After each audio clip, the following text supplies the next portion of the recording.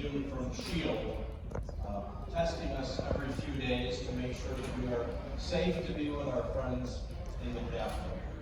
I will tell you that in more than a decade playing baseball, I have not expectorated in front of anybody on the planet as much as I did in front of these folks. And I also know that I was not the only one. They process the saliva for hundreds of people a day, every Monday, Wednesday, and Friday. So as we wrap up this session and hopefully never trouble them again, I thought it was appropriate for us to thank them by inviting them over to the Senate Gallery.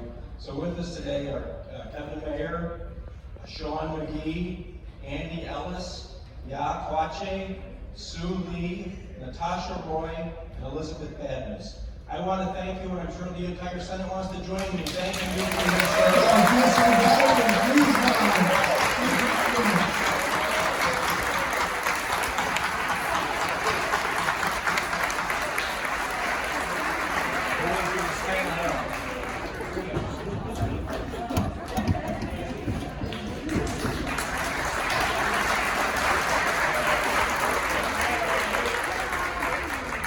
Generate to you.